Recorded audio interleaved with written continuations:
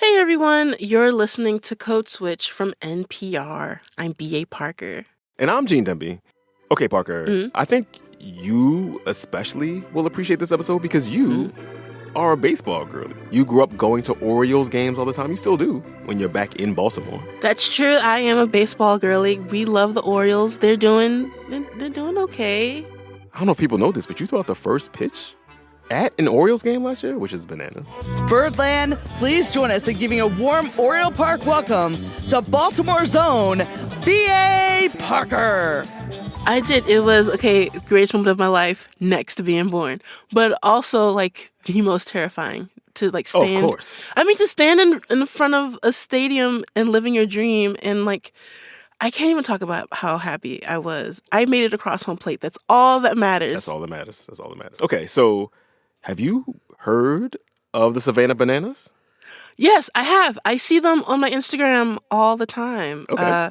They're the baseball team that wears yellow, right? Yeah, yes. They're so fun. They do these dances. They're twerking and breaking out into choreographed dances in the middle of an inning.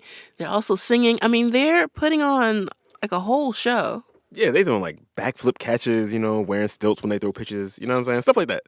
So kind of like the baseball version of the Harlem Globetrotters. Yeah, traveling, silly, barnstorming kind of entertainment. To be clear, there's a lot of lip syncing and dancing, like what you're hearing right now, right? This is a social media clip featuring some of the Savannah Bananas players in tutus and princess shoes dancing with a little girl on second base. Gene, I know these videos well. They're very popular. It's a sort of remarkable and quick rise that they've had from being this team that was legitimately the Savannah minor league small-time baseball team and then is now just a full-time traveling circus. I know that voice. Yes, because that is Josh Levine. And they go around the country. They provide 9 innings plus of entertainment, some of which is baseball, some of which is singing, dancing, things optimized for TikTok. And they're wildly popular. Josh has been on the podcast a grip of times. Once to talk about his book, The Queen, which was about the woman who was the basis of the welfare queen trope. Right, and he wrote about the marketing forces that conspired to sell menthol cigarettes to black folk. Yes, and Josh said the Savannah Bananas and the teams they play as part of their extended universe, if you want to call it that, teams like the local Beach Coconuts and the Texas Tailgaters, they are made up of a mix of some very good baseball players whose careers never quite took them to the majors. And Josh said, these teams do numbers, Parker. The Bananas alone have over 4 million followers on Instagram. By way of comparison, your beloved Orioles only have about 800,000. And that's okay. That's fine. It's okay. Last year, the 5 teams in the Banana Ball League sold more tickets than 11 Major League Baseball teams. Very recently, they filled up 102,000-seat Kyle Field at Texas A&M, which was their biggest crowd ever. Jesus. And so it's a lot of families. It's some people who are out for, a fun night out on the town. And the party animals, they have this sort of aesthetic that's very shirtless. They do appeal to older people who find it wholesome. They appeal to younger people who want beefcake, and they appeal to kids, because the one thing that really blew me away about this experience, and it might be different if you go to a football stadium, but in this AAA park, is just how unbelievably accessible the players are. If you get there a little bit early, they're out on the concourse greeting you. There are players that are signing autographs in the middle of the game. So, Gene, do you think the Bananas are bananas? Listen, that's my go-to expression. I don't know what to do. You're not the only one to call me out on this episode, Parker. That is... I say bananas, but this is too obvious. I'm sorry. You already said it once, Gene. No. We got to keep you on a quota here. Okay, this is fun. I want to go. Because of the shirtless dudes, you ain't got to lie, Parker. It's okay. I enjoy sportsmanship. Sure. But my antennas are up because, I want to know when the code switchy stuff comes in, Gene. I'm scared. Yeah, you're looking for the shoe to drop. Okay. So Josh's latest piece is about one of the teams in the Savannah Bananas enterprise in particular. And I wrote an article for The Atlantic about the brand new, but also old, Indianapolis Clowns. Oh, like the Indianapolis Clowns, as in the Negro League team back in the day? Yes, the Savannah Bananas resurrected the Indianapolis Clowns in 2026, this year, as a nod to the Negro Leagues. Okay. Also as a nod to this whole vibe of the original Indianapolis Clowns, because they used to put on, popular circus-like games of baseball, lots of hijinks, lots of bits, lots of crowd work. They were popular enough that they outlasted the Negro Leagues by decades. But, and this is the shoe drop part, Parker, lots of black folks and lots of people in black baseball really did not rock with the Clowns. So we can go back to the 30s when they started as the Ethiopian Clowns. The Ethiopian Clowns? Yes, and that team was itself downstream from another team called the Zulu Cannibal Giants. The Zulu Cannibal Giants? What? Yes. No relation to the San Francisco Giants, by the way. And the Zulu Cannibal Giants used to wear grass skirts and bare feet. It was a whole thing. Oh, no. Right? And Josh said that the Clowns were part of this tradition of racial minstrelsy. Like, they were literally wearing white clown makeup sometimes because they were supposed to be laughed at. And even though the Clowns were this big box office draw, a whole lot of folks just saw them as a barrier to taking black baseball seriously and to racially integrating the major leagues. I mean, because they made black players look buffoonish, I presume. Yes, and when Josh was talking to some historians from the Negro League Baseball Museum for his piece, they said the Clowns, even now, remain this source of deep ambivalence. Like, they said to him, we don't like to talk about the Clowns, we don't like to foreground them, but they just won't go away. And so, on this episode, a reckoning with the Clowns and their kind of singular role in the evolution of black baseball and the long history of racial minstrelsy in America's pastime. All right, Gene. It's all you.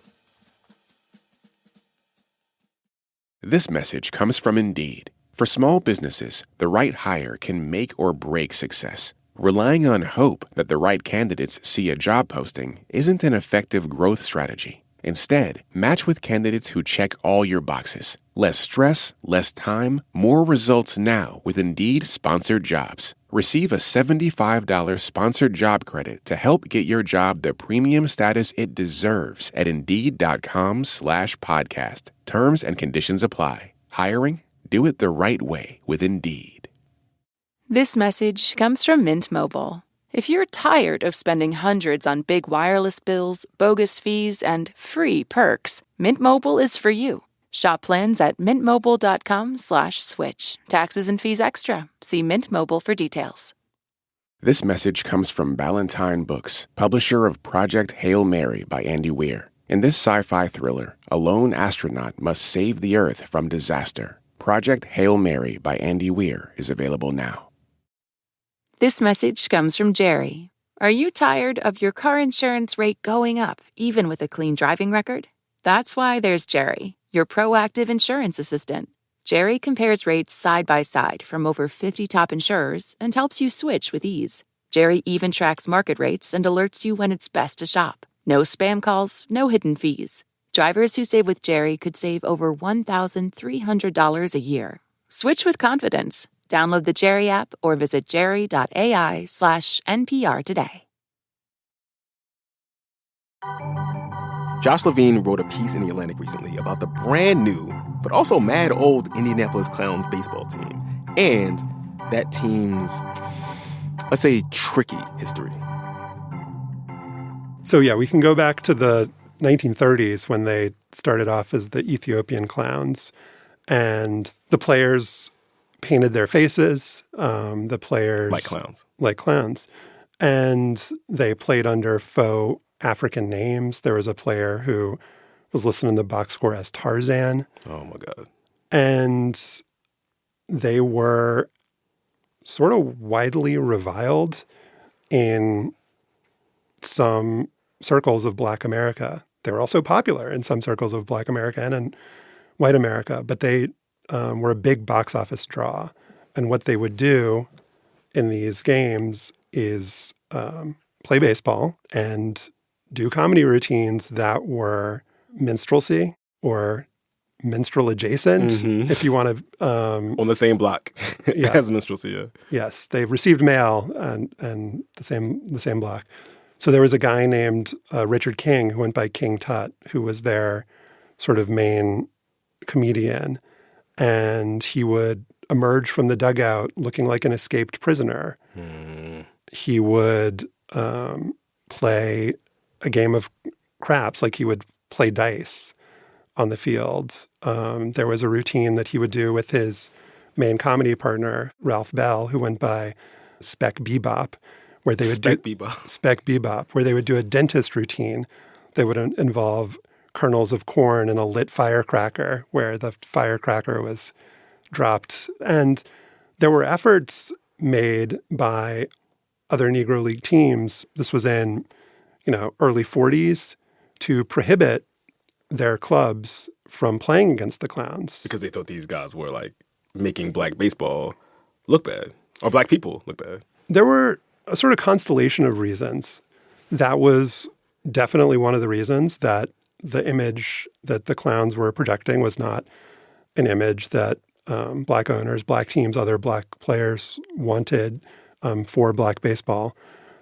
There were also more just business disagreements, like the Clowns stealing other teams' players and things like that. So there was a combination of reasons, but a ban was put into place. The Clowns were banned, and it just was never enforced because these other teams were like, we can't do it. They're too popular. They needed the money. Like, we're playing them. We need the box office, right? We need the box office.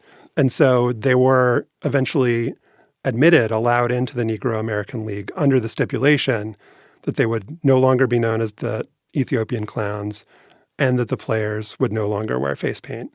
And so that's where we now know them as the Indianapolis Clowns. The Indianapolis Clowns are the team that was in the Negro American League. They're the team that's in Banana Ball now. The reason they're the Indianapolis Clowns is because they were required to stop being the Ethiopian Clowns. Why were they the Ethiopian Clowns? Just aside, like, why that country? Was it just like shorthand for Africa? Like, just... Yeah, Ethiopia was really big in the news in the 1930s. There was a fight for independence, and the Ethiopians were seen as heroic in sort of beating back Italy, right? So it was sort of this evocation of what would have been thought of then as like, this heroic black movement across the world, but also there was resentment about the appropriation of that name. It's like you're going to take this like truly revolutionary thing that's happening in Africa and attach it to your... Into clowns, into this minstrelsy thing. Yeah. Attach it to your baseball team. Yeah. Why Indianapolis? Sort of like why Harlem for the Harlem Globetrotters. It's just this sort of notional place. You write that like a lot of the black folks at the time, sports writers, other players, felt that they were like actively harming the sort of project or the idea that black baseball could be taken seriously, but also that black people could play in the majors because of this sort of image they were projecting. Yeah, consider the time. This is in the early 1940s. Integration of Major League Baseball is going to come later in the decade, but there has been a push, a desire to integrate for a while. This is like a slow building process and a campaign that's being conducted largely in black newspapers. And Wendell Smith was the primary driver of this idea. He was a very influential columnist for the Pittsburgh Courier, and he was the leading voice pushing for the integration of Major League Baseball. Okay. And he believed that the Indianapolis Clowns and their act and what they were doing on the field could ruin the entire project, that it could tarnish the image of every black baseball player, not just the individuals who were suiting up for the Clowns. He referred to the Clowns as a fourth-rate Uncle Tom minstrel show. Tell us how you really feel. And there were others who signed on with that opinion. He was the leading voice, but he was not a lonely voice. And so... how did the black players who played for the Clowns feel about this idea that was out there that they were like sort of counterproductive to the project of racial uplift via baseball?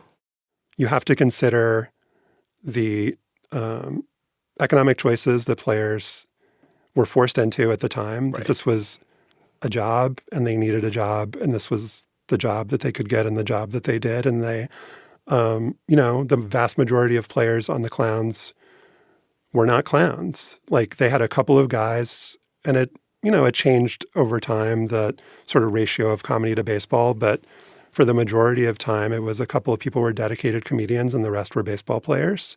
And so they were baseball players who just happened to be employed in this particular team and like did the best that they could under those circumstances. Then if you talk to the Clowns' opponents, sort of those voices and the way that they're, what they say, a lot of resentment that the Clowns did create this image, this perception that the entire Negro Leagues were like this, that it was just all a clown show, that it was all comedy, that they didn't take baseball seriously, that they weren't the caliber of major leaguers because they're just joking around out there. The thing that was like surprising to me when I was reading the article was that like this kind of caricature that was pissing everybody off in the 1940s, and 1930s and 1940s that the Clowns were doing. You say that it was happening like basically since baseball began in the United States. Yeah, so scholars will point to the 1870s that there's minstrelsy and baseball together, and the sort of extremely disturbing culmination of this is in the 1930s, this team called the Zulu Cannibal Giants that That's a wild name, by the way. You can sort of imagine it and picture it based on the name. They played into every conceivable stereotype. Buck O'Neill, who is a Baseball Hall of Famer, one of the co-founders of the Negro League Baseball Museum, and a guy who sort of became the face and voice of the Negro Leagues in his later years, he played for the Zulu Cannibal Giants for a year and hated to talk about it, was ashamed of it, and you can understand why. A super interesting fact about the Clowns is that after Jackie Robinson integrated the major leagues, he would go on these off-season barnstorming tours with a team called the Jackie Robinson All-Stars. Make a little extra money, go on a tour, bring, the game to places that wouldn't ordinarily get to see him. You got Jackie Robinson, you got Roy Campanella, and they brought along King Tut, Spec Bebop to provide entertainment. So there was certainly a segment of very influential and important opinion in the Black press, in Negro Leagues ownership, and among Negro Leagues teams, among the players, that was very anti-clown. But it was not universal, and I'm not aware of them going to, cities and people protesting or anything like that. Like, I don't want to create the idea that they were just like going around the country creating this like blaze of controversy. I think they were, playing these games and playing shows, however you want to term it, and they had happy paying customers. You mentioned that in the late 40s, obviously Jackie Robinson integrates Major League Baseball in 1947. It changes everything, right? And you see this interest that Black folks have in baseball, sort of all their attention sort of diverts to the majors, which is kind of a death blow to the Negro Leagues. So what was happening with these two sort of parallel baseball trajectories, right? Like what happened to both the Negro Leagues and the Major Leagues, and what happened to the Clowns as this was happening? Yeah, so what the Major Leagues do is that they sort of pick off systematically the best Black talent from the Negro Leagues. You have Jackie Robinson, Roy Campanella, Larry Doby, and it goes on from there. And there's compensation given to Negro Leagues owners, but it's not very much. It's economically devastating to the Negro Leagues. Attendance dwindles because the reality is now that the best talent is in the majors. Plus, there's this idea that it's the culmination of, this dream and decades of work, and it's this huge moment for civil rights in America. So, we want to watch the Brooklyn Dodgers. We want to watch these stars that are striking a blow for equality for Black America. We want to root them on. It makes a lot of sense. And then back in the Negro Leagues, you have hollowed out rosters, you have diminished interest, you have smaller gate receipts, and you have leagues start to crumble, you have teams start to fold, and then you have a team that in this environment is better equipped than anybody else to weather this, which is the team that is not just a baseball team, that is more of a circus, that is an entertainment act, that has these other things and other attractions that bring people to the ballpark. And that's the Indianapolis Clowns. The Clowns in 1952 sign an 18-year-old from Alabama named Hank Aaron. He's on the team for a few months, then they sell him to the Braves. I feel like, because I feel like. Do we need to pause on that? I mean, it's wild to give an explanatory comment about Hank Aaron. So Hank Aaron is like one of the most important baseball players of all time. He had the home run record for a long time, and like the run up to him breaking Babe Ruth's career home run record was like this giant moment that everyone paid attention to. He was like greeted with all this racist abuse, but like he broke the home run record in the 70s after playing for decades. It was his first pro team, was the Indianapolis Clowns. They signed him out of Mobile, Alabama, and he had the opportunity to sign a pro contract, and he jumped at it. He wanted to get out of Mobile, and he writes about it in his autobiography, but he did not do any of the clowning stuff. Like, he was a baseball player. And there was an economic imperative for the team at that time. As soon as you have a young player who shows talent, you sell him off to the highest bidder in the major leagues. So that's 1952. Then in 1953, Sid Pollock, the owner of the Clowns, signs Toni Stone, who is a woman. She plays second base, and she is the first woman to have a sustained regular position on the field for a big league ball club. Wow. And in 1953, because of Toni Stone, there is a huge burst of interest in the Clowns and in the Negro American League. You're getting crowds back like they used to be before, Jackie Robinson left the Negro Leagues. And that lasts for a year. Then the next year, they bring in a couple more women, Connie Morgan and Mamie Peanut Johnson of Washington, D.C. Washington, D.C., yep. Mm-hmm. And it's just the interest dwindles. Like, they're not able to sustain it. The women are all out of baseball after that season. And the Clowns make the decision that the Negro Leagues are not going to last. And they went independent. They became a full-time barnstorming club after that, into 1954, 1955. And they were still going, but just as an independent team until the 1980s. That's bananas to think. Sorry. That is wild to think they were still out there until the 1980s, like in like the Reagan years. What did the Clowns look like at that point? So the Clowns reverse integrated. They added a white player after they, left the Negro Leagues. And by the 80s, they were all white. Oh, they gentrified the Clowns? And it was a really shoestring operation. They weren't paying the players at a certain point. They were playing smaller and smaller venues. And as time went on, they leaned more and more into comedy. These were not world-class players. And it was just more and more like the circus is coming to town. We're going to do sort of silly and ridiculous things. And that was sort of where the Clowns left off. Like, they weren't able to sustain it anymore. They stopped in the late 80s. And so it was just sort of a name. It was a memory. And then the Bananas brought him back. How does the Savannah Bananas sort of enterprise, how do they talk about, how do they recommend this history of minstrelsy and, controversy that sort of be like, it's sort of inescapable when we talk about the Clowns? So when I saw the team, and based on what I've seen that they've put out on social media, which is a lot of how they communicate with their fans, they don't reckon with that history at all.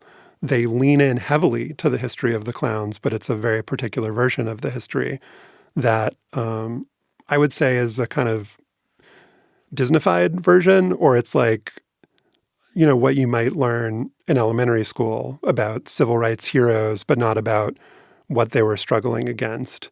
So they're not saying things in their presentation that are wrong or false or inaccurate. It's just extremely incomplete. And the history of this team is fraught. It's contentious. It was fraught and contentious at the time. They weren't totally reviled. There were people, Black writers at the time who were down with the clowns, who didn't have... You're waiting to say that. It just popped out. Who didn't have a problem with what they were doing. And so there is a history here that is nuanced, and, they're a corporation that does family-friendly entertainment. There's no history within this company of presenting things that might make people mad, that are contentious, that are like politically fraught. Like they are out there like singing show tunes.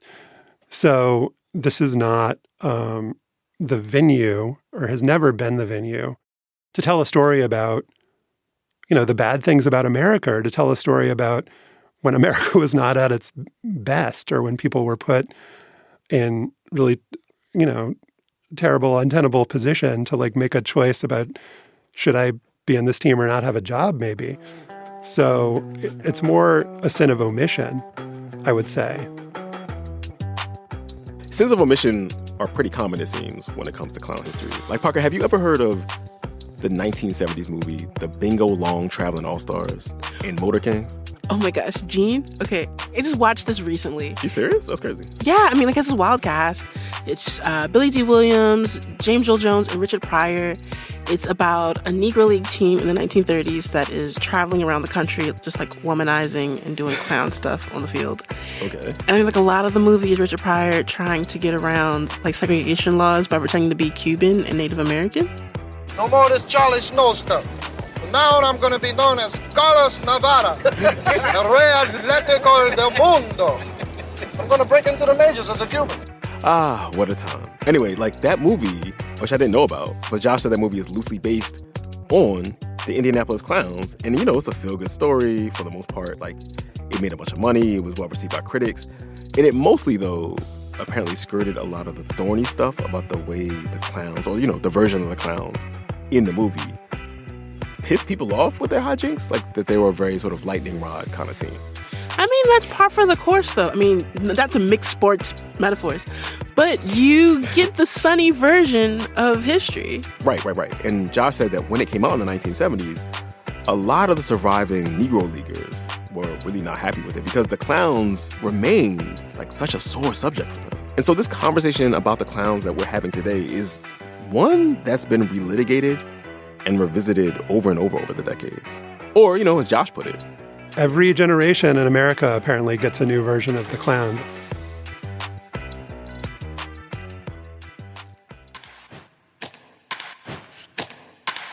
And that, listener, is our show. But if you rock with Code Switch, then you need to hang out with us on the NPR app. It's the best way to catch every one of our episodes. And if you turn on your notifications, we will let you know the millisecond, new conversation drops. So download the NPR app and let's keep talking. This episode was produced by Xavier Lopez. It was edited by Dalia Mortada. We'd be remiss if we did not shout out the rest of the Code Switch massive. That's Christina Kala, Courtney Stein, Jess Kong, Leah Danella, Barton Girdwood, and Yolanda Sangweni. As for me, I'm Gene Demby. I'm B.A. Parker. Be easy. Hydrate.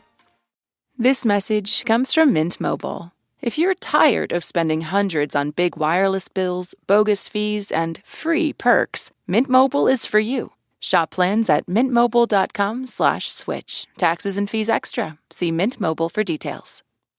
Dr. Eric Topol says health influencers make big claims about longevity, but he's offering us a reality check. We can accept that we're going to age, but we don't have to accept heart disease and cancer or neurodegenerative diseases. Straight talk about how to grow old and stay healthy.